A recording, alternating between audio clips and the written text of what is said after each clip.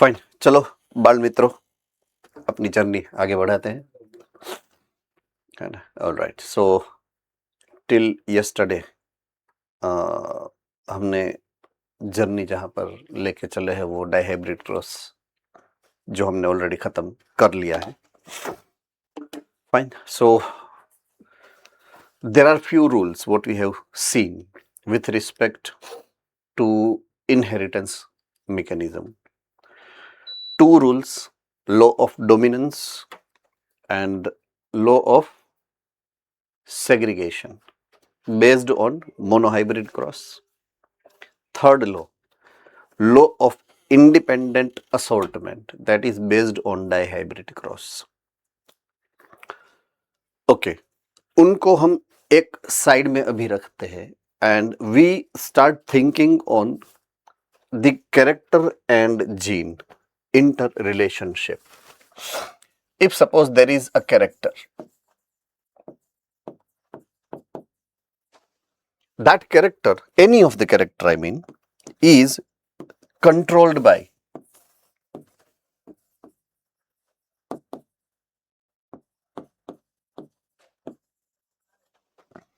the specific gene. Usually एक character को control करने के लिए we have got one single gene in any damn individual. This gene has, if it is diploid organism, this gene has two factors, that is two alleles, allele 1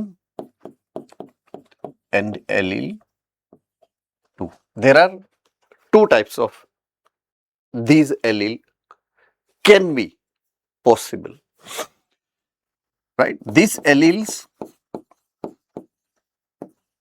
can be dominant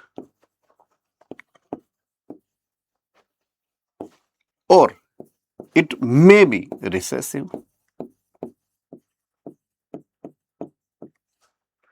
कोई भी type के हो सकते हैं, dominant भी हो सकते हैं, रिसेसिव भी हो सकते हैं. अगर होमोजाइगस है, होमोजाइगस डोमिनेंट, दोनों डोमिनेंट है. होमोजाइगस है, रिसेसिव, दोनों रिसेसिव है. हेट्रोजाइगस है तो एलील एक डोमिनेंट है, एलील दो रिसेसिव है. We know this phenomena at particular level.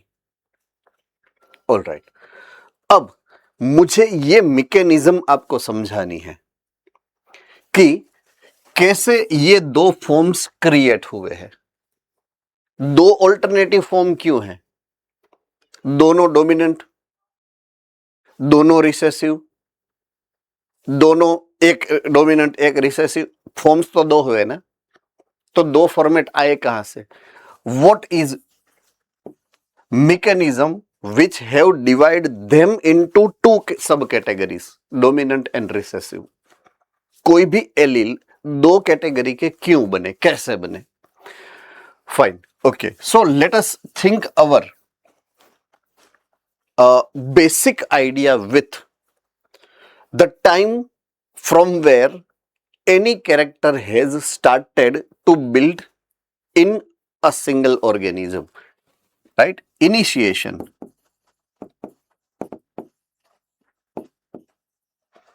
of the character, that is origin. जब origin हुआ होगा उस कैरेक्टर का, at that time both alleles would surely be dominant only. So it is homozygous dominant, right? जब कोई भी species के individuals में कोई एक कैरेक्टर बनता है तब उसकी इनिशियल स्टेज में वो दोनों डोमिनेंट ही होते हैं, राइट? दोनों डोमिनेंट ही होते हैं. Okay, now important point is that कि ये लिविंग ऑर्गेनिज्म है. लिविंग ऑर्गेनिज्म को रिप्रोडक्शन करना है और मैंने बोला डिप्लॉयड ऑर्गेनिज्म है. तो उसमें sexual reproduction would be first preference. तो सेक्सुअल रिप्रोडक्शन में होता ये है कि गैमेट प्रोडक्शन के लिए उसको मियोसिस नाम की डिवीजन में से पास होना पड़ता है। तो जनरेशन बाय जनरेशन जब उसके अंदर मियोसिस होगा तब कोई एक जनरेशन में ये जो एलील है दोनों डोमिनेंट, उसमें से या तो दोनों या तो एक फैक्टर एक्सीडेंट में, बाय मिस्टेक या इंटेंशनली क्रॉसिंग ओवर में बीच में आ जाएगा। समझ रहे हो मेरी बात को? क्रॉसिंग ओवर आपने चैप्टर नंबर 10 में पढ़ा है, स्टैंडर्ड 11 के अंदर। तो जब ऐसा होगा ना तब उसके जेनेटिकल स्ट्रक्चर में चेंजेस आएंगे। एम आई करेक्ट और नॉट? तो जीन चेंज हो जाएगा ना, राइट? ओके, तो जब ये जीन चेंज होगा अब क्या होगा नेक्स्ट स्टेप में? इनहेरिटेंस होगा। तो इनहेरिटेंस में ये एक कैरेक्टरिस्टिक फीचर है कि they are suppose to reproduce sexually.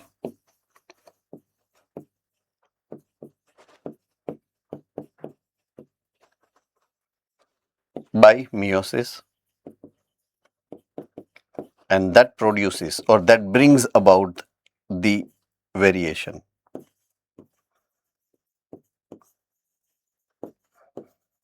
in gene structure.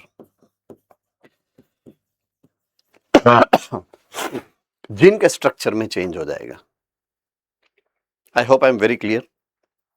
Okay, now एक और फिनोमिना है जो आपने पहले पढ़ा है एक बार, मैंने काफी सारे टाइम्स ऐसे शायद समझाया आपको कि कोई भी डीएन है उसको अगर प्रोटीन बनाना है तो उसको आरएनए में कन्वर्ट होना पड़ेगा एंड आरएनए में से प्रोटीन बनता है। ये फिनोमिना आपको याद है? ओके, मैंने आपको ये भी समझाया था कि पूरा डीएनए नहीं होता है, डीएनए का एक फ्रेगमेंट होता है जिसको हम बोलते हैं जीन। तो यहां पे मैं रिप्लेस करता हूं डीएनए को जीन में। तो जो ट्रांसक्रिप्ट होता है वो डीएनए में से आरएनए जीन है, वो कोई प्रोटीन बनाता है और ये प्रोटीन कोई पर्टिकुलर कैरेक्टर के एक्सप्रेशन के लिए रिस्पॉन्सिबल है।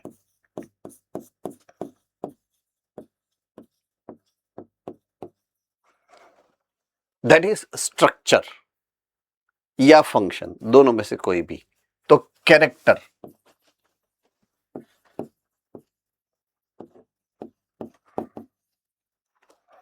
Expression of character, right? अब मैं कैरेक्टर की जब बात कर रहा हूं, characteristic feature can be of two kind. या तो वो स्ट्रक्चरल कैरेक्टर है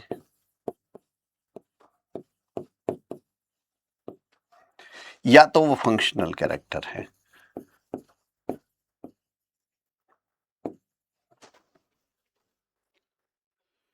मुझे यहां पर आपके सामने जो एग्जाम्पल सेट रखना है वो स्ट्रक्चरल का नहीं है, तो फिलहाल के लिए मैं डाइवर्ट हो रहा हूं फंक्शनल कैरेक्टरिस्टिक फीचर पर। तो when I am saying functional character, what is my point of view to present? क्या है फंक्शनल कैरेक्टर?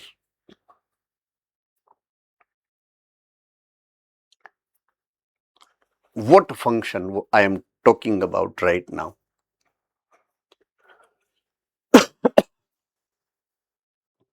बोलिए। Sir, physiological functions. Good. They are physiological functions.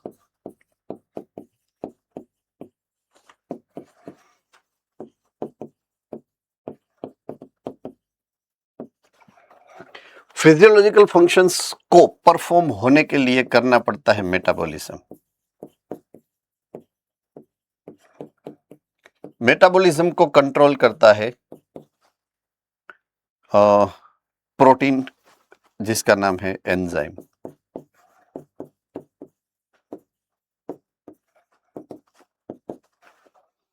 तो यहां पर जिस प्रोटीन की मैं बात कर रहा हूं with reference to functional characteristic expression, तो वो क्या प्रोड्यूस करेगा? एंजाइम या हार्मोन, दोनों फंक्शन ही करते हैं। तो से फॉर एग्जांपल यहां पे जो आपके बुक के अंदर एग्जांपल सेट करके दिया है आपको, वो एंजाइम से रिलेटेड एक्सप्लेनेशन है। तो कोई एक जीन है जो एक एंजाइम को प्रोड्यूस कर रहा है, राइट? ऐसे जीन के दो फॉर्म्स हो सकते हैं। तो वो जब जीन बना था ना सबसे पहले, तब वो दोनों डोमिनेंट ही थे। जैसे जैसे वो आगे बढ़ते गए, generation by generation, generation by generation, it is 100% possibility नहीं है, इट इज 100% श्योरिटी कि उसमें चेंज आएगा ही। चेंज तो होना ही है, कैरेक्टर के अंदर चेंज तो होना कंपलसरी है। क्यों कंपलसरी है? Because of sexual reproduction. Sexual reproduction का इंटेंशन ही चेंज है, वेरिएशन है, right? So generation by generation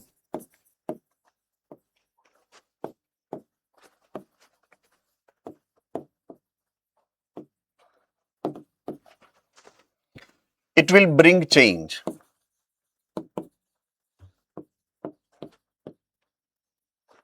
Or variation.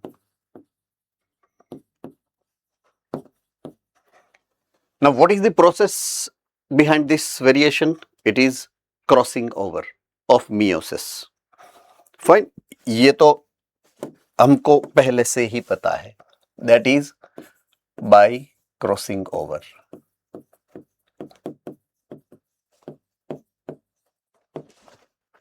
तो क्रॉसिंग ओवर होता है, इसलिए वेरिएशन आता है, कंपलसरी है वो. नाउ हमें ये केयरफुली समझना है, ये जो वेरिएशन होगा वो अलग अलग लेवल का हो सकता है. वेरिएशन माइनर भी हो सकता है, वेरिएशन मीडियम हो सकता है, एंड वेरिएशन एक्सट्रीम हो सकता है.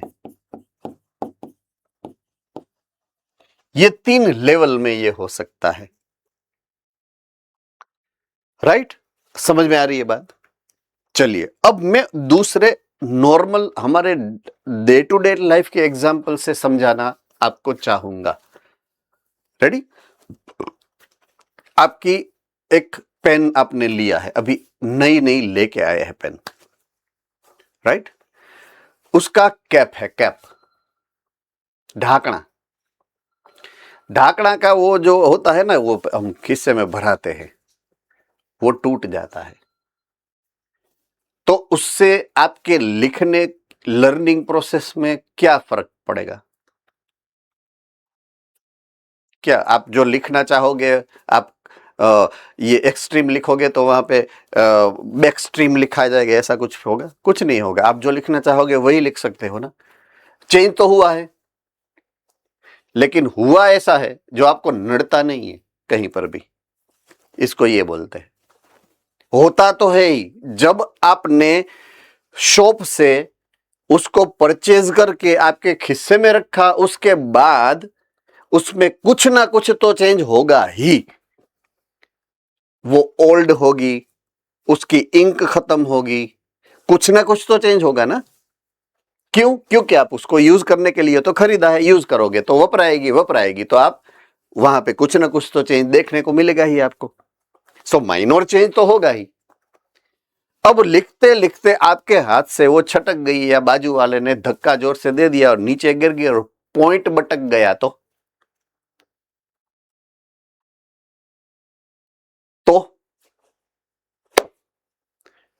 तो ये है. एक पार्ट छोटा सा भटक गया, लेकिन ऐसा भटका कि आप लटक गए. अभी आप लिख नहीं सकते उससे. उसके अंदर इंक है, उसको पेन ही बोलेंगे हम, लेकिन वो काम की नहीं बची है. वो जिस काम के लिए बनी है वो नहीं कर सकती है वो. हाँ, किसी के शर्ट के ऊपर आपको वो करके फेंकना है तो वो कर सकती है, दूसरा काम कर सकती है। I hope I am very clear with this. लेकिन वही अगर आग में गिर जाए और जल जाए तो खत्म हो गई बात, ना रहेगा बांस, ना बजेगी बांसुरी। या तो कोई चोरी कर ले तो खत्म हो गई बात, कुछ नहीं होगा। तो जब जीन के अंदर क्रॉसिंग ओवर से एकाध दो न्यूक्लियोटाइड में फेरफार होता है तो उससे उसको कोई फर्क ज्यादा नहीं पड़ता है ना। आप ह्यूमन हो, मैं भी ह्यूमन हूं बाय मिस्टेक, हम दोनों ह्यूमंस है ना। लेकिन आपके अंदर जो इंसुलिन में भी क्रिएट हो रहा है, मेरे अंदर जो इंसुलिन क्रिएट हो रहा है, नाम तो दोनों में इंसुलिन ही है,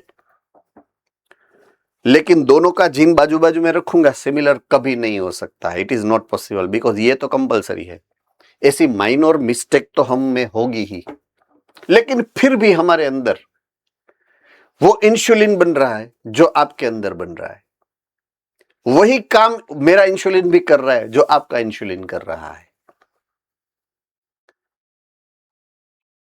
तो ये कंपलसरी हो गया, सब में होता ही है ये। तो जब ऐसे छोटे छोटे छोटे छोटे छोटे छोटे फेरफार होते रहते हैं तो that changes keep the gene dominant only.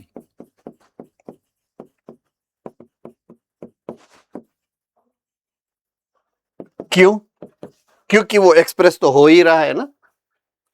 समझ रही है बात आप, है ना? आप समझ रहे हो ना बात को पूरी। वो डोमिनेंट ही रहेगा क्योंकि छोटे से चेंजेस से उसको कोई फर्क नहीं पड़ता है। वो सेम प्रोटीन और सेम फंक्शन करने वाला एंजाइम ही बनाने वाला है। बट पॉइंट भटक गया। ऐसा चेंज हुआ कि आप जो प्रोटीन बनाना चाहते हैं एज एन एंजाइम वो नहीं बना, प्रोटीन बना, लेकिन वो नहीं जो एज एन एंजाइम काम कर सके, तो एक्सप्रेशन नहीं दे पाएगा। प्रोटीन बनेगा, एंजाइम नहीं, राइट? तो अब वो नॉर्मल फंक्शन नहीं कर सकेगा, एक्सप्रेशन नहीं कर सकेगा। That is called recessive. Capital T height को बढ़ाता है, स्मॉल टी हाइट को बढ़ा नहीं पाता है, इसलिए वो छोटा है कि वो हाइट बढ़ा नहीं सकता है। तो वो स्मॉल टी कैपिटल टी ही थे पहले।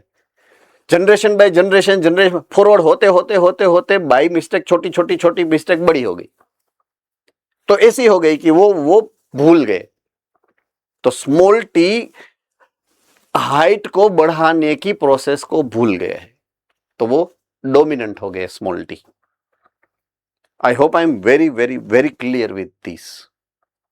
तो जब वो मीडियम हो या वो एक्सट्रीम हो, in that condition gene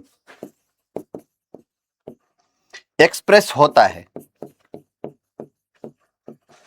but function नहीं होता है, नॉन फंक्शनल होता है।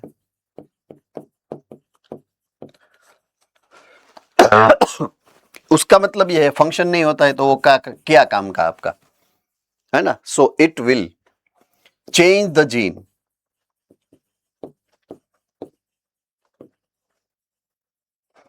To recessive.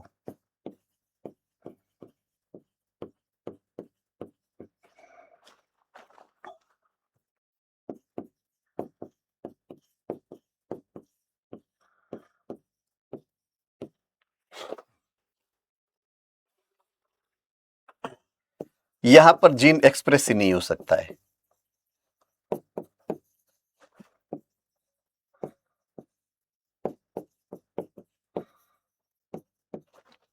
तो ये परमानेंट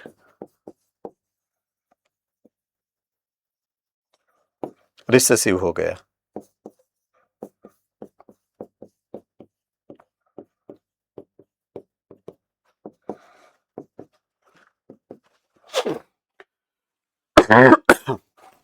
तो कोई जीन डोमिनेंट होगा मीन्स एलील या रिसेसिव होगा, उसका कौन से पॉइंट ऑफ व्यू से कनेक्शन है, उसका वेरिएशन कितना हुआ है।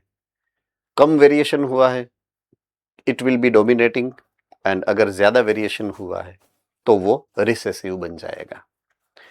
ये फेनोमेना जो आपने अभी समझा है उसको हम बोलेंगे कंसेप्ट ऑफ डोमिनेंस, कि कोई जीन कैसे डोमिनेंट हो सकता है और कैसे डोमिनेंट जीन रिसेसिव में कन्वर्ट होता जाता है धीमे धीमे। अंडरस्टूड? ओके, चलिए मैं आपको लेके जाता हूं कहां से मैं उसको उठा के लाया हूं वहां पर।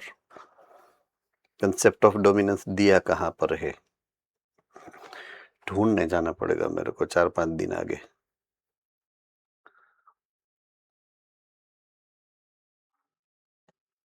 नहीं अब दिया ही नहीं है कहीं पर, गए खा गई लगता है। ये रहा कॉन्सेप्ट ऑफ डोमिनेंस। ये इनकम्प्लीट डोमिनेंस वाला जो पेज है, इनकम्प्लीट डोमिनेंस वाला पेज, उसके नीचे ये इनकम्प्लीट डोमिनेंस, उसके नीचे दिया गया है explanation of the concept of dominance. मिल गया? तो I have given you the address कि मैं उस कॉन्सेप्ट को कहां से उठा के लाया हूं, है ना। सो वहां पे ये दिया गया है। यहां पे देखिए 1 2 3 3 पॉसिबिलिटीज दिखाई गई है। मैंने भी 3 डेफिनेशन वो एक्सप्लेनेशन में आपको 3 पॉसिबिलिटीज दिखाई थी। Non functional, the normal, non functional and no enzyme. Ready? तो मैंने उसको अलग तरीके से, यहां पे उसको अलग तरीके से, लेकिन it means the same what I wanted to convey the message. Okay okay, so every gene contains the information to express a particular trait. Gene के पास ट्रेट है, ट्रेट एक्सप्रेशन देते हैं। जीन कैरेक्टर को कंट्रोल करता है with the help of trait, right. Trait क्या करते हैं? एक्सप्रेशन को कंट्रोल करेंगे। ओके अगर हिट्रोजाइगस है तो उसके पास 2 टाइप के एलील होंगे, एक होगा वो डोमिनेंट होगा, एक होगा वो रिसेसिव होगा, राइट। अनमोडिफाइड है, आई रिपीट, यहां पे जो लिखा है unmodified, that is either normal, और जो फंक्शन कर रहा है फंक्शनिंग एलील, उसको हम बोलेंगे जनरली डोमिनेंट। ये डोमिनेंट है और वो ओरिजिनल फिनोटाइप को एक्सप्रेस करने वाला है। अगर उसमें चेंज हुए हैं, ज्यादा चेंज हुए हैं, राइट, तो वो मॉडिफाइड एलील हो जाएगा। मॉडिफाइड अगर एलील हुआ तो वो रिसेसिव एक्सप्रेशन देगा। समझ में आ रही है बात, है ना। So that's what we have already gone through.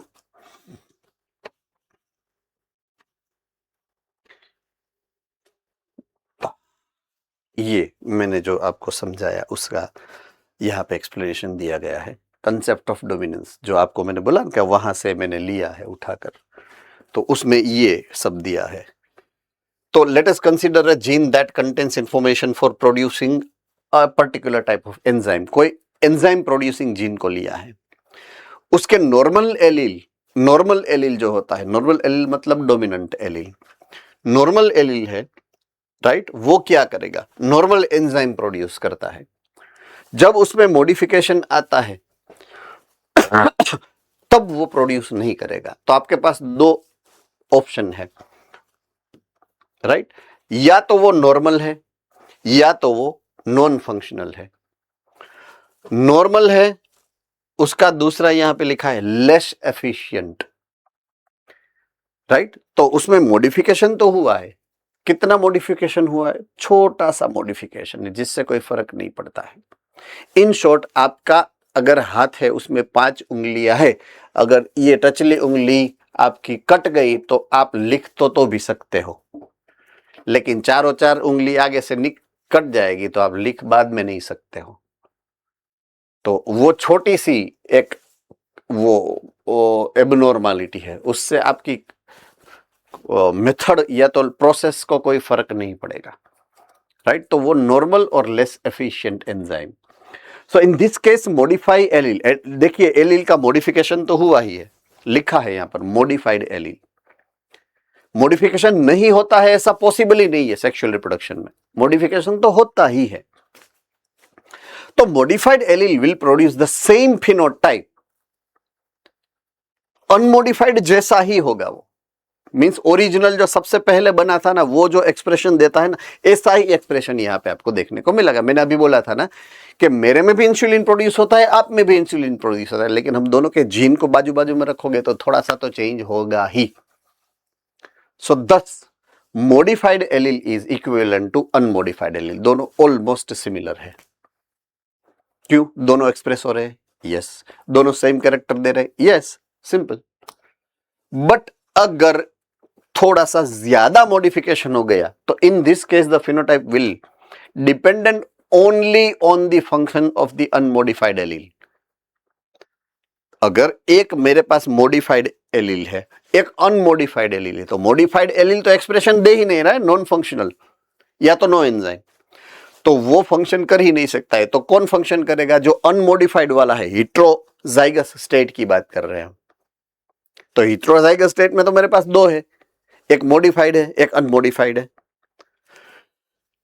Unmodified ही काम कर सकता है, मॉडिफाइड काम नहीं कर सकता। In this case the phenomena will depending on functions of unmodified genes only. So thus modified allele becomes recessive. जिसका modification हुआ उसको हम बोलेंगे recessive. Done? चलिए, इसमें किसी को कोई डाउट हो तो पूछ सकते हो, otherwise this point is over. Any doubts? All right. तो हमें अभी चेकलिस्ट बनाना है, जितना हमने पढ़ा मेंडेलियन जेनेटिक्स में हमने काफी सारे पॉइंट्स को कवर करा है अब तक। तो लेट अस कंक्लूड, हम उसको कंक्लूड कर रहे हैं कि कौन से मेन पॉइंट्स जो है जिसको हमने सीखा है थ्रू द एक्सपेरिमेंट्स और to the study of the law of inheritance of the Mendel. तो ये हमें ले जाएगा टूवर्ड्स नॉन मेंडेलियन इनहेरिटेंस। अगर मुझे नॉन मेंडेलियन इनहेरिटेंस को इजी वे में आपको समझाना है तो मैं दूसरा वर्ड यूज कर सकता हूं, और वो है ये।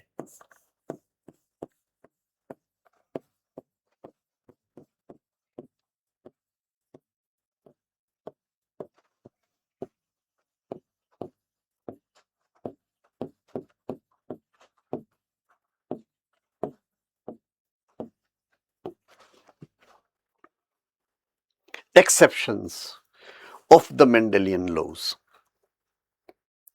फाइन, किसकी बात मैं कर रहा हूं? एक्सेप्शंस की।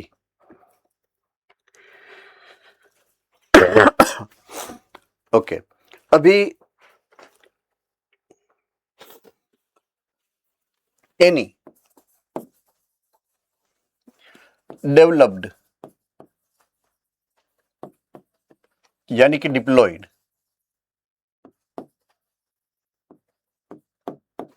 ऑर्गेनिज्म की बात अगर मैं करूं,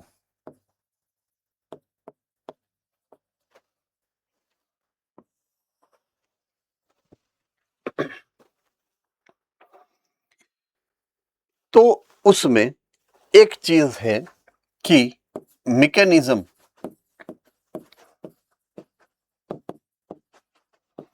of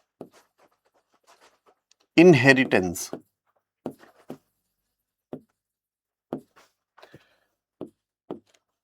must be following Mendelian rules.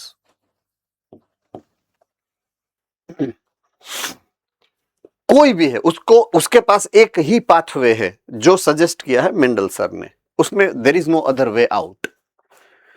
से फॉर एग्जांपल मुझे यहां से मुंबई जाना है, राइट? तो मेरे पास अगर रास्ता है तो वो तो हाईवे तो एक ही मिलेगा ना। अगर मुझे साइकिल से जाना है तो भी वही हाईवे लेना पड़ेगा। अगर मैं स्कूटर से जाता हूं तो भी वही आई वेल मिलूंगा। मेरे पास बस सर्विस अवेलेबल है, मैं बस में गया तो बस भी वही रास्ते लेगी। अगर मुझे कार है मेरे पास, मैं कार से जाऊंगा तो वही रास्ता मिलेगा मुझे, राइट। अच्छी वाली कार है, पोर्शे है, मर्सिडीज है, तो वो क्या रास्ता अलग बना लेगी कि वही रास्ता लेना पड़ेगा? उसको वही रास्ता लेना है। हाँ, रास्ता बदलेगा कब? व्हीकल बदलेगा तब। अगर मैं ऐसा बात करूं कि नहीं मुझे ट्रेन लेके जाना है, तो मुझे रास्ता बदलना पड़ेगा। रास्ता बदलूंगा, डायरेक्शन बदलूंगा, सिर्फ रास्ता बदलता है, डायरेक्शन तो वही आएगी ना। डायरेक्शन तो चेंज नहीं कर सकता ना। अब ये पॉइंट ऑफ व्यू को आपको समझना है, मैं जो समझाना चाहता हूं वो।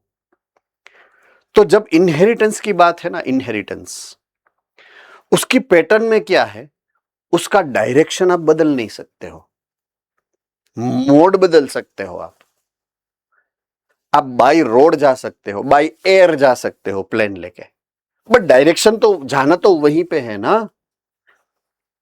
राइट।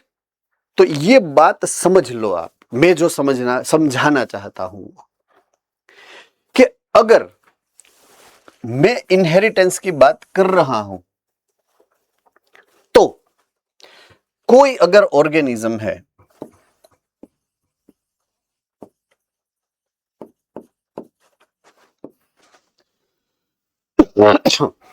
उसके कैरेक्टर को कंट्रोल करने के लिए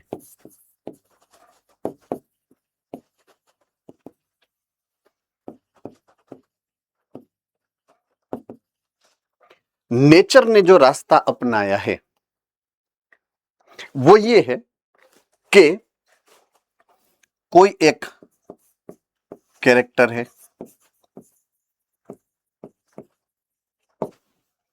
राइट, उसने फैक्टर्स बनाए कंट्रोल करने के लिए, जीन बनाए। पहले तो जीन के लिए उसने ट्रेस डिजाइन किए, ट्रेट्स नहीं, फैक्टर्स, सॉरी, एलील्स।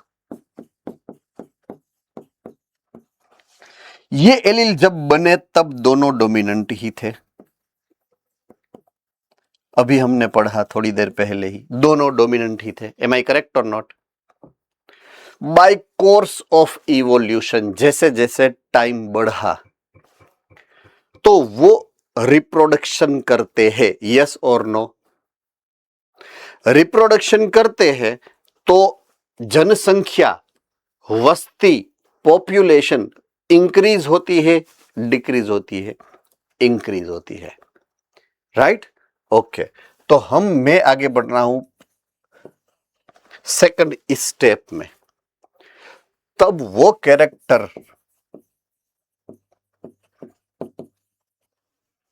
उसको जो एक्सप्रेस कर रहे हैं ऐसे जीन्स, उसकी जो एक्सप्रेशन है वो उसको थोड़ी बदलनी पड़ेगी ना। वस्ती बढ़ गई है, पॉपुलेशन बढ़ गई है, तो वेरिएशन को प्रोड्यूस करना पड़ेगा, करेक्ट और नॉट? सब सेम दिखेंगे पूरी पॉपुलेशन, तो वेरिएशन कैसे होगा? मेरी बीवी है या बाजू वाले की, पता कैसे चलेगा? करेक्ट। तो वेरिएशन नेसेसरी हो गया। वेरिएशन नेसेसरी हो गया क्यों? इंक्रीज हुई पॉपुलेशन इसलिए। तो जीन्स ने क्या करा? उसने एलील्स को बदला, दो टाइप के एलील्स बना लिए।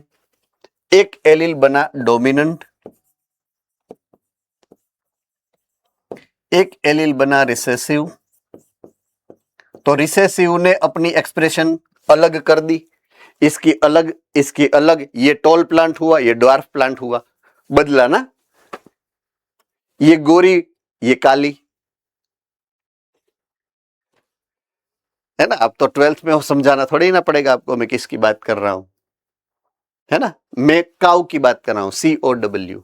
ये व्हाइट काऊ है, ये ब्लैक काऊ है। आप क्या समझे थे? कुछ अलग समझे थे? काउ के बारे में ही समझे थे ना?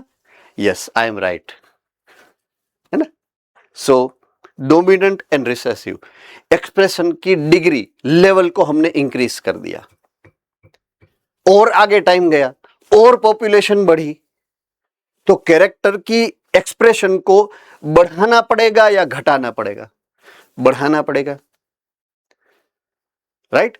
और कॉम्प्लेक्स टाइप के ऑर्गेनिज्म बनाने हैं, राइट? पहले मोनेरा थे, बाद में प्रोटिस्टा बने, बाद में फंगस, आल्गी, उसमें भी फंगस के कितने कितने टाइप बने, आल्गी में से ब्रायोफाइटा बना, इंक्रीज ही होना है, कॉम्प्लेक्स टाइप के कैरेक्टर को क्रिएट करना है।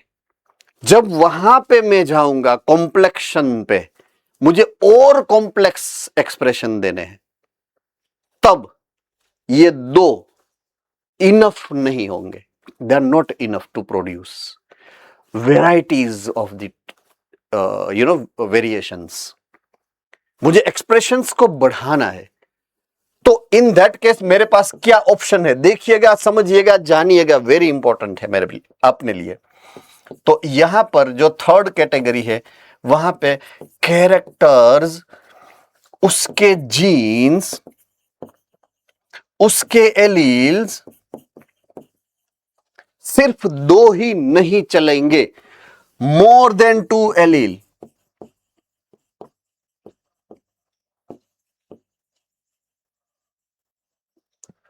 अब यहां पे आया गड़बड़ घोटाला, क्योंकि हमारे मेंडल सर तो ये बोल गए हैं कि 2 ही होने चाहिए। ये एक्सेप्शन है। मैं जो एक्सेप्शन समझाना चाहता हूं आपको वो ये है ना? आप समझ रहे हो ना मेरी बात को? तो यहां पर एक एक्सेप्शन देखने को मिलता है जिसको हम बोलते हैं मल्टीपल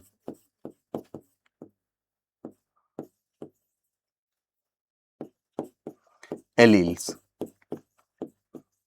ये एक फेनोमिना है, मल्टीपल एलील्स। ये एक एक्सेप्शन है, ओके। और ज्यादा इनवर्टिब्रेट में से वर्टिब्रेट हो गए, वर्टिब्रेट में भी कॉम्प्लेक्स वर्टिब्रेट हो गए, राइट? नॉन फ्लावरिंग में से फ्लावरिंग हो गए, फ्लावरिंग में से भी, जिम्नोस्पर्म में से एंजियोस्पर्म हो गए, highly complex kind of organism बने। फिर से फंसे यहां पर, तो यहां पर मेरे पास 2 टाइप की जरूरियात हो गई। वो करते करते करते करते करते करते कुछ genes, point to be noted, कुछ जीन्स बेचारे इतने ज्यादा फंस गए, इतने ज्यादा मॉडिफाई हो गए, समझ रहे हो, राइट? जिसको हम बोलेंगे विकृत हो गए, कि वो अपना काम भूल के दूसरों के काम में दखलगिरी करने लगे। समझ में आ रही है बात? सो यहां पर जो कैरेक्टर के जीन है,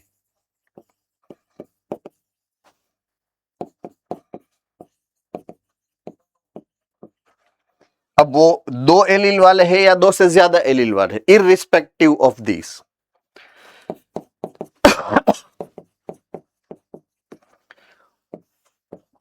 कंट्रोल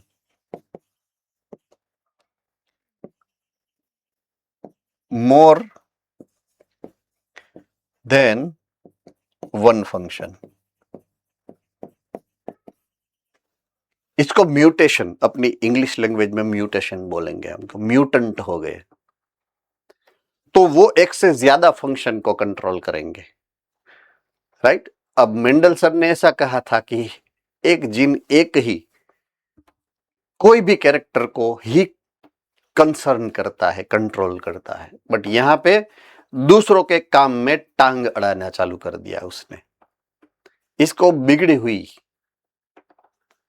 बाजी बोलते हैं, है ना? हमारे क्लास में एक आध नंग ऐसा होता है, हर एक के क्लास में होता है, जो खुद का काम करे या ना करे, दूसरों को आप बिगाड़ने में उसको मजा आता है।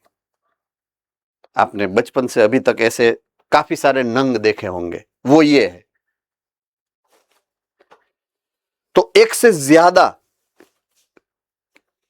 मेंडल ने ऐसा बोला है, एक जीन एक फंक्शन। यहां पे एक gene more than one function है, राइट। इसको हम बोलते हैं प्लियोट्रोपिज्म। एक्सेप्शन का नाम है प्लियोट्रोपिज्म।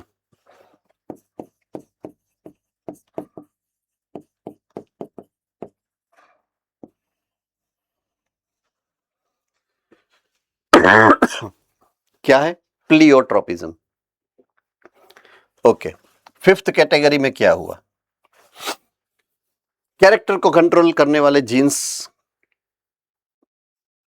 बढ़ते बढ़ते पहले एक ही टाइप का था, एक में से दो हुआ, दो में से ज्यादा हुए, लेकिन कॉम्प्लेक्सिटी का लेवल इतना बढ़ गया कि एलील का नंबर बढ़ाने से भी हमें जो चाहिए वो रिजल्ट नहीं मिलता है।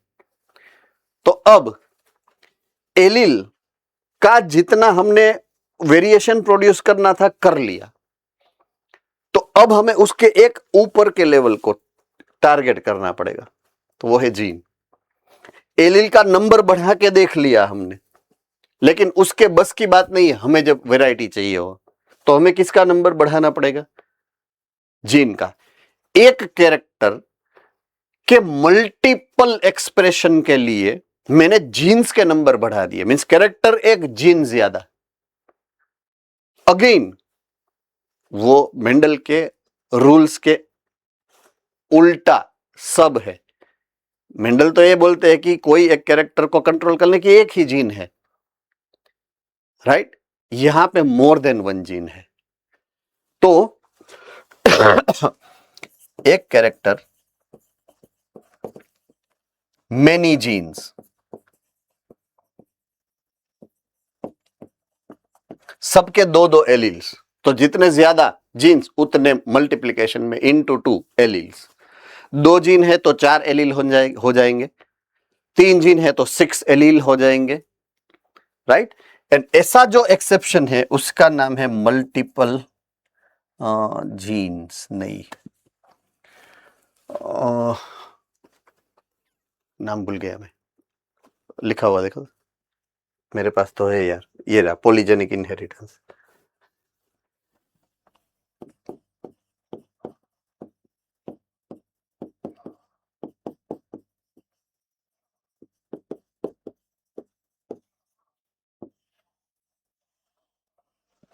क्या बोलेंगे हम उसको? Polygenic inheritance. ओके, कभी कभी इत्तेफाक से कितने अनजान लोग मिल जाते हैं, उनमें से कुछ याद रह जाते हैं, कुछ भूल जाते हैं। तो जाते जाते मैं एक पॉइंट भूल गया, तो अभी याद आ गया है तो कह देता हूं। मेंडल सर ने यह बोला है कि जब हेटेरोजाइगस स्टेज में कोई ऑर्गेनिज्म होता है जिसके 2 एलील्स है, तो एक एलील डोमिनेंट होता है, एक एलील रिसेसिव होना चाहिए। जो डोमिनेंट है वो 100% डोमिनेंट है, रिसेसिव है वो कभी भी एक्सप्रेस नहीं होगा। एम आई करेक्ट और नॉट? हाँ, अब इसके भी एक्सेप्शंस है, 2 एक्सेप्शंस है। एक को मैं बोलूंगा इनकम्प्लीट डोमिनेंस,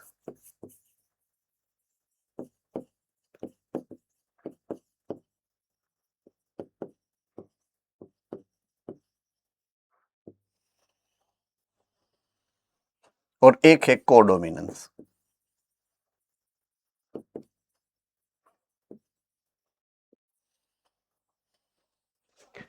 तो टोटल एक्सेप्शंस जितने मैंने यहां पे आपके सामने रखे 5। First, incomplete dominance. Second, codominance. Third, multiple allele. Then polygenic inheritance. Then प्लियोट्रोपिज्म।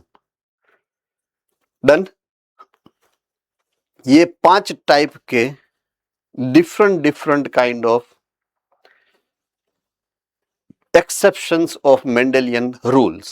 क्या मेंडेलियन रूल को उससे कंट्रोल, उससे ज्यादा कुछ, राइट, उससे ज्यादा कुछ जो एग्जाम्पल है वो कौन से है, कब है, कहां पे देखने को मिलते हैं? तो 5 है ऐसे, मैंने जो आपको समझाया उस हिसाब से। Incomplete dominance, codominance, multiple allele, polygenic inheritance and pleiotropy. Any doubt? Okay, doubt कहां से होगा, अभी समझाया ही कहां पे। ओके, तो पहले दो, ये एक पहला इनकम्प्लीट डोमिनेंस वाला और दूसरा कोडोमिनेंस वाला। टेक्स्ट बुक एक है पेज नंबर 60 पे, एक है 61 पे, अगर टेक्स्ट बुक है तो मिल जाए तो थम्स अप कर दीजिएगा, है ना। ओके, ये डायग्राम आपके पास होगा खुला बुक के अंदर, फाइन। उसी से मैं आपको समझाने की ट्राई करता हूं डायरेक्टली। ये रहा मेरे पास, यहां पर है, आप यहां पे भी देख सकते हो, वहां पे भी देख सकते हो, choice is yours. I prefer आप यहां पर देखिए। ओके, जो हमने मोरो हाइब्रिड क्रॉस आपके सामने रखा है उसमें सबसे पहले मूर्त करते हैं हम पेरेंटल जनरेशन पी से, जहां पे 2 वेराइटीज ऑफ प्लांट है। पहली वेराइटी जो है वो रेड कलर के फ्लावर प्रोड्यूस करती है, सेम स्पीसीज में दूसरी वेराइटी है जो व्हाइट कलर के फ्लावर प्रोड्यूस करती है, आप देख सकते हो क्लियरली। एक का जो जीनोटाइप है वो कैपिटल आर है, जो रेड फ्लावर प्रोड्यूस करती है, यहां पे आपको देखने को मिलेगा। दूसरी वैरायटी का जीनोटाइप है स्मॉल आर, जो व्हाइट कलर के फ्लावर को प्रोड्यूस करती है, जो आपको यहां पर देखने को मिलेगा। अब दोनों जब प्रोजनी को प्रोड्यूस कर रहे हैं तब उसको चाहिए गैमीट्स। तो दोनों का गैमीट्स की बात करें तो यहां पे कैपिटल आर, तो गैमीट में कैपिटल आर ही जाने वाला है। यहां पे होमोजाइगस रिसेसिव है तो स्मॉल आर है, तो स्मॉल आर ही जाने वाला है, इसमें किसी को कोई डाउट नहीं होना चाहिए। जब ये कैपिटल आर और ये स्मॉल आर, ये दोनों यहां पर घुसते हैं हेटेरोजाइगस स्टेट में, तो कैपिटल आर स्मॉल आर जो प्रोजेनी बनती है ना, वहां पे पिंक कलर प्रोड्यूस हुआ है, नॉट रेड। तो पिंक कलर मींस आधा रेड, पूरा रेड एक्सप्रेस नहीं हो पाता है जब वो हेटेरोजाइगस स्टेट में होता है तब। रेडी? या हम दूसरे तरीके से बोले तो, जब मेरे पास एक डिश है, 2 कलर के वो छोटे छोटी डिबिया है, उसमें से मैंने एक पीछी रेड की डाली, एक पीछी मैंने व्हाइट की डाली, मिक्स किया, तो कौन सा बनेगा? पिंक। तो मिक्सिंग होता है यहां पे ट्रेट का। मेंडल ने बोला है कभी भी ट्रेट मिक्स नहीं होते। यहां पे एक्सप्रेशन कैसा हुआ? मिक्स एक्सप्रेशन क्रिएट हुआ। मैं आपको स्पेशलिटी समझा रहा हूं ये पर्टिकुलर एक्सेप्शन की। ये पर्टिकुलर एक्सप्रेशन की मैं आपको स्पेशलिटी समझा रहा हूं, कहां पे वो एक्सेप्शन है वो मैं आपको दिखा रहा हूं। क्यों? क्योंकि ऐसे ही क्वेश्चन वहां पे पूछे जाएंगे। आपको ये स्ट्राइक हो जाना चाहिए कि yes, this is the fact जो मेंडल ने बोला है, दिस इज द एक्सेप्शन जो यहां पे उल्टा हो रहा है, राइट? तो मिक्स होके कभी भी ट्रेट एक्सप्रेस नहीं होना चाहिए, यहां पे हो रहा है। रेड पूरा डोमिनेंट नहीं हो रहा है, आधा ही डोमिनेंट हुआ, तो इसलिए उसको इनकम्प्लीट डोमिनेंस बोलते हैं। इसका नाम का अर्थ समझाया मैंने आपको। रेडनेस पूरी डोमिनेंट व्हाइट के ऊपर नहीं हो पाई, इनकम्प्लीट, हमारी अधूरी कहानी, राइट? तो ये पिंक कलर प्रोड्यूस करने लगा। अब इसी के 2 वेराइटी मींस दोनों पिंक फ्लावर प्लांट है, F1 प्रोजेनी के, उसके बीच में जब क्रॉसिंग करवाया तो F2 जनरेशन में कैपिटल आर स्मॉल आर वाली 2 एंड 1 स्मॉल आर वाली वेराइटी प्रोड्यूस होने वाली है, वो तो है ही। तो जब कैपिटल आर होगा तो क्या होगा, ये रही रेड प्रोजेनी। दो जो हिट्रोजाइगस होगी वो पिंक होगी और एक होगी वो व्हाइट होगी। यस और नो? ओके, अब हम वो कैपिटल टी और स्मॉल टी वाले में जाएंगे। मोनोहाइब्रिड क्रॉस मेंडल, याद आ गया? उसका जीनोटिपिकल रेशियो क्या था और फिनोटिपिकल रेशियो क्या था? फिनोटाइप का रेशियो क्या था उसका? 3:1. ओके, 3:1। जीनोटाइप? 2:1. ओके, अब अहमदाबाद, इसमें देख के मुझे बताओ इसका F2 का फिनोटाइप एंड जीनोटाइप क्या है? ये रहा यहां पर फिनोटाइप का रेशियो। 1:2:1. Yes, genotype?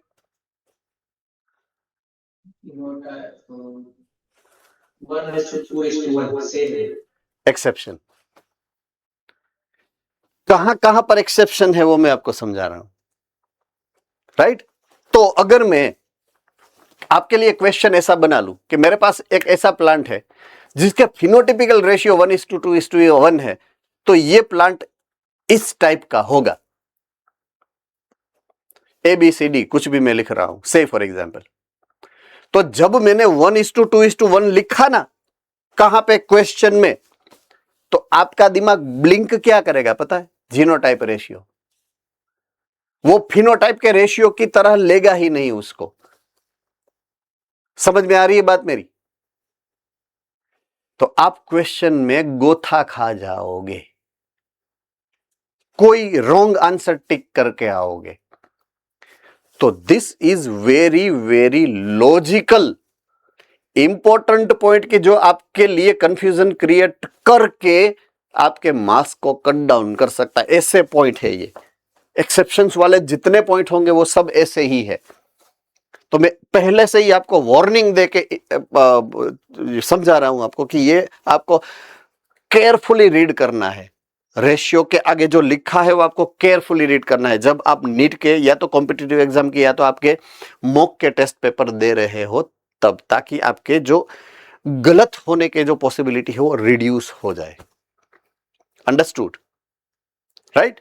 सो यहां पे फिनोटिपिक रेशियो भी 1:2:1 है, जीनोटिपिक रेशियो भी 1:2:2 मींस दोनों रेशियो एक ही है। ये रहा, देखिए 10 phenotypic and genotypic ratios are same. अगर ऐसा है तो वो वेराइटी क्या प्रोड्यूस कर रही है? इनकम्प्लीट डोमिनेंस को शो कर रही है। Is it very clear? यहां पे क्या लिखा है देखिए, this means R is not completely dominant over small R. Capital R complete dominant हो ही नहीं पाया है, इसलिए इसको नाम क्या दिया है? Incomplete dominance. Mind it very well, P plant में भी एक इनकम्प्लीट डोमिनेंस का एग्जाम्पल है जो मैं लेटर ऑन आपको समझाऊंगा, अभी नहीं। क्या है वो बाद में हम देखेंगे। इनकम्प्लीट डोमिनेंस का एक एग्जाम्पल पी प्लांट के लिए भी हमें सीखना है लेटर ऑन, यहां पे नहीं दिया है।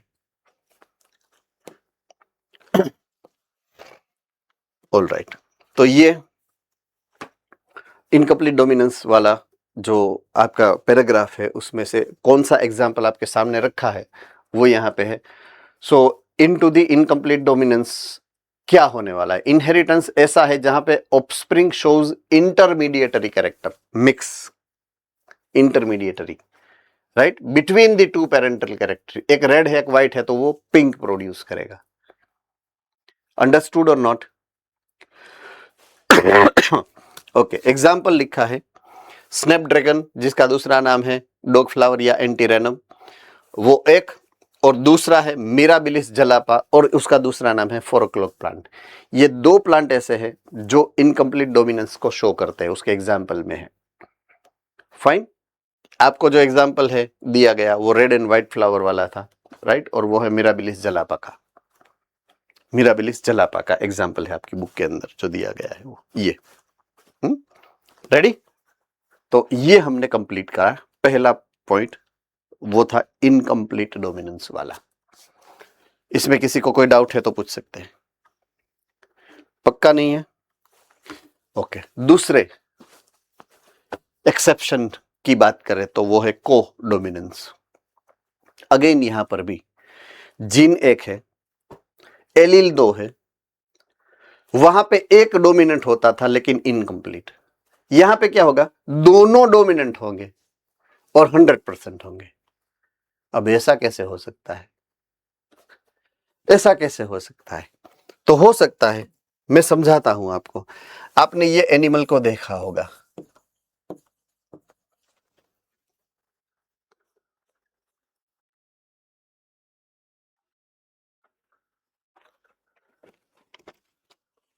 ये क्या हुआ? किसी ने मीटिंग को बंद कर दिया होगा।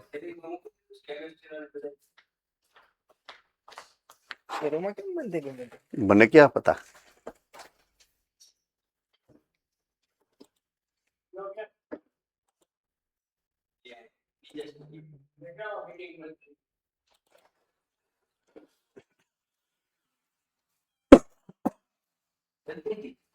ऑटोमेटिक बंद थी।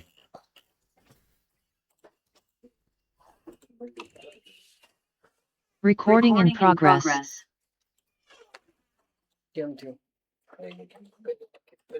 खबर नहीं मेरा एकदम थी, वो तो क्लास मस्त लेतो तो एक क्लास એની મેળા જ નથી. હવે હું અત્યારે ઓપરેશન નથી કરવું, ચાલુ કરાવી દે ફટાફટ. 15 જ મિનિટ છે છેલ્લી મારી પાસે. मैं वापस आ गया. Hello. Okay okay fine fine. Automatic zoom meeting बंद हो गई थी, sorry for technical issues. Alright, so example जहां पे दो कैरेक्टर एक साथ देखने को मिलते हैं, उसके एग्जाम्पल को मैं आपको समझाता हूँ. ज़ेब्रा आपने सबने देखा ही होगा ना, उसकी स्किन की कलर, उसमें 2 स्ट्रिप है, व्हाइट एंड ब्लैक. दोनों कलर है, व्हाइट पट्टा है वहां पे व्हाइट ही है, ब्लैक पट्टा है वहां पर ब्लैक ब्लैक ही है. करेक्ट और नॉट? तो स्किन एक ही है, कलर 2 प्रोड्यूस हो रहा है उसके ऊपर. सो दोनों जीन्स वहां पे, दोनों जीन्स नहीं, जीन्स तो एक ही, लेकिन दोनों एलील वहां पे काम कर रहे हैं. और जिस जगह पे व्हाइट डोमिनेटिंग वे में काम कर रहा है वहां पे ब्लैक इंटरफियर नहीं कर रहा है. जहां पे ब्लैक हो रहा है वहां पे व्हाइट इंटरफियर नहीं कर रहा है. जिस प्लेस के ऊपर व्हाइटनेस वाला जीन एक एलील जो है काम कर रहा है, तो वहां पे 100% व्हाइट ही है, ग्रे नहीं है. जहां पे ब्लैक कर रहा है वहां पे भी ग्रे नहीं है, 100% ब्लैक ही है. तो दोनों काम कर रहे हैं, दोनों 100% जिस जगह पे काम कर रहे हैं 100% दोनों वही कर रहे हैं. दूसरा एग्जांपल दे लेता हूं. काउ जो मे बी व्हाइट कलर की है तो उसमें ब्लैक पैचेस देखने को मिलते हैं. जर्सी गाय होती है ना, आपने देखी होगी शायद, पूरी व्हाइट, उसके ऊपर ब्लैक ब्लैक धाबे होते हैं. तो वो भी यही एग्जांपल शो करती है, उसको कोडोमिनेंस बोलते हैं. ये हम जिस एनिमल्स को पहचानते हैं उसका मैंने एग्जांपल आपको दिया है यहां पर. लेकिन यहां पे आपको जो एग्जांपल शेयर करा गया है उस एग्जांपल की अगर मैं बात करूं तो in this type of inheritance which both allele of the genes are express simultaneously. Fine, दोनों एक साथ ही काम कर रहे हैं, साइमल्टेनियसली काम कर रहे हैं इनटू द हाइब्रिड वे. और उसके एग्जाम्पल में आपको दिया गया है ABO grouping in human. Okay, thing is that आपको वहां पर यह हमेशा याद रखना है, आज के बाद लिख लेना है इनफैक्ट, कि ABO ब्लड ग्रुप के अंदर पूरा ABO ब्लड ग्रुप नहीं आता है. उसमें स्पेसिफिकली सिर्फ और सिर्फ AB ब्लड ग्रुप ही आएगा. ओनली AB ब्लड ग्रुप, पूरा ABO वाला नहीं. ABO ब्लड ग्रुप में सिर्फ AB ब्लड ग्रुप है, वही कोडोमिनेंस का एग्जाम्पल है. Ready? Okay.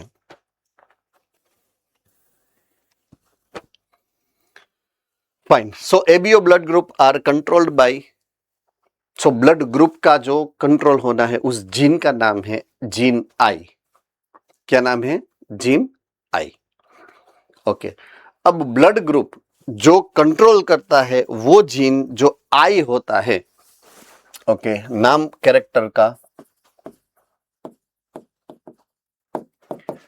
Blood group, right, okay, उसका जीन जीन आई। अब उसके दो टाइप हो सकते हैं, वो डोमिनेंट भी हो सकता है और वो रिसेसिव भी हो सकता है। डोमिनेंट होगा कैपिटल आई और रिसेसिव होगा स्मॉल आई।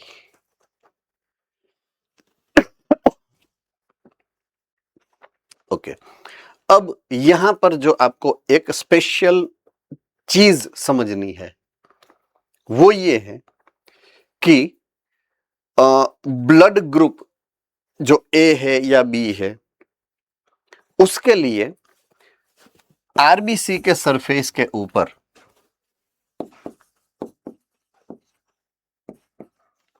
आरबीसी सेल है वो आपको पता है, उसके सरफेस के ऊपर एक स्पेशल प्रोटीन होता है।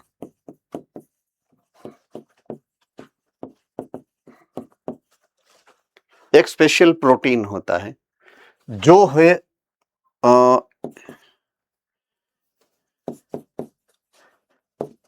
Antigen protein. क्या होता है? एंटीजन प्रोटीन होता है वो। Type of protein is antigen protein. अब ये करता क्या है, राइट? ये डिपेंडेंट किसके ऊपर है? इसके ऊपर। ये प्रोटीन बनाता कौन है? ये जीन बनाता है, आई जीन, राइट? तो आई जीन क्या करेगा? ये ऐसा प्रोटीन बनाता है जो कि ग्लाइकोप्रोटीन है, मींस ये शुगर प्रोड्यूस करता है, शुगर, स्पेशल शुगर प्रोड्यूस करता है। अब ये जो शुगर वाला पॉलीमर प्रोड्यूस करता है ग्लाइकोप्रोटीन का, ये प्रोटीन है बट शुगर वाला प्रोटीन है, तो ग्लाइकोप्रोटीन प्रोड्यूस, ये दो टाइप की अलग अलग वैरायटी प्रोड्यूस होती है इसमें, दो वैरायटीज है। तो एक जीन दो वैरायटी तो प्रोड्यूस नहीं करता, एक फैक्टर, राइट? तो उसके लिए ये डोमिनेंट जो फैक्टर है ना वो दो टाइप के हैं। एक है आई ए, एक है आई बी। ये एंटीजन ए को प्रोड्यूस करता है और ये एंटीजन बी को प्रोड्यूस करता है।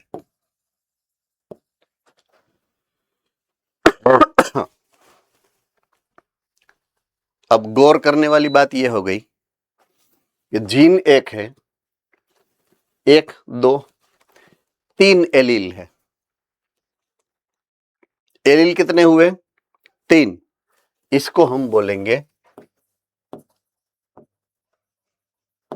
Multiple alleles. क्या बोलेंगे हम? Multiple alleles. मल्टीपल एलील्स के एग्जांपल में क्या आएगा? Blood group ABO। उसमें AB ग्रुप ऐसा है जो कोडोमिनेंस में आएगा। रेडी? तो वो क्या है वो समझाना चाहता हूं मैं आपको अभी। तो हमारे पास दो टाइप के फैक्टर्स है यहां पर। डोमिनेंट फैक्टर दो है, IA एंड IB, और रिसेसिव फैक्टर एक है, स्मॉल आई।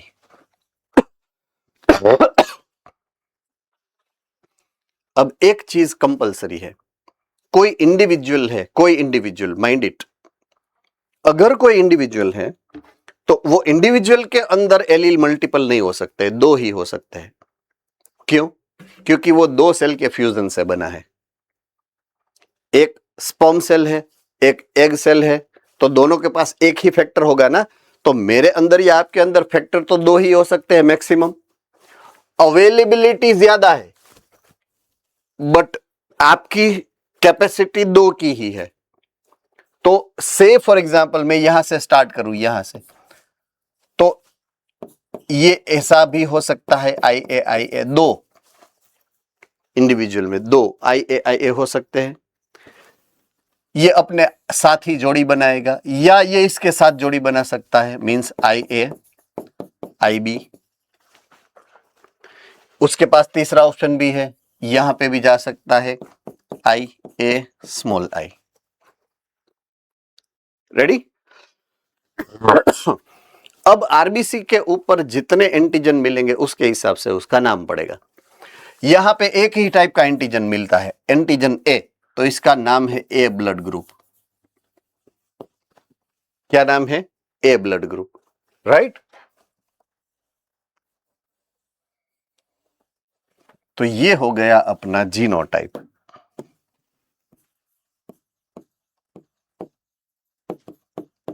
ये हो गया अपना phenotype.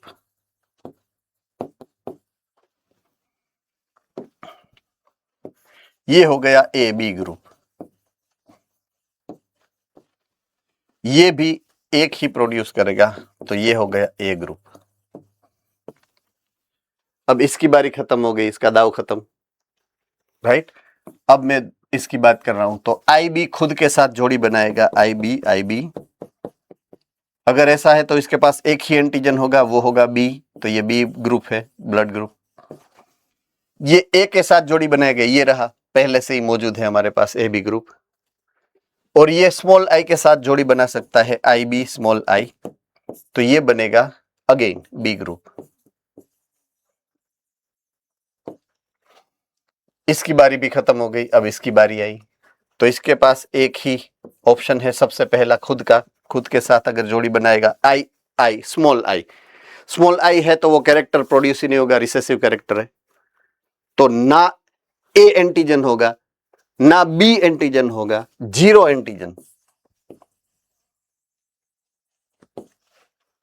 Antigen O group. Ready? Okay. अगर ये ए के साथ बनाएगा, ऑलरेडी आ चुका है। अगर ये बी के साथ जोड़ी बनाएगा, ये ऑलरेडी आ चुका है, इसलिए मैंने उसको काउंट में नहीं लिया है। तो टोटल जीनोटाइप कितने होते हैं यहां पर? नंबर काउंट करो, 6 जीनोटाइप है। उसके फिनोटाइप कितने हैं काउंट करके बोलिए।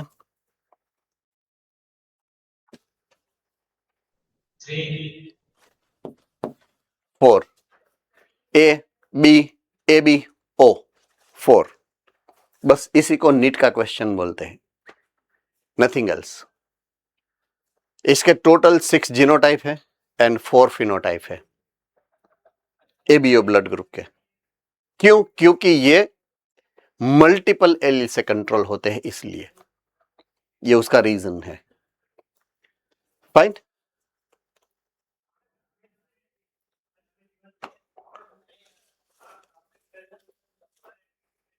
ये ए एंटीजन है, ये बी एंटीजन है, ये दोनों ए बी और ये ओ, कुछ नहीं, एंटीजन है ही नहीं इसके ऊपर। तो यहां पे दोनों टाइप के एंटीजन एक साथ दिखते हैं, इसलिए उसको मैं बोलता हूं कोडोमिनेंस। Simple, clear? बाकी का नेक्स्ट लेक्चर में आगे बढ़ाएंगे, कोडोमिनेंस तक हम पढ़ चुके हैं, right? Fine, I will see you later tomorrow. Take care, have a nice time.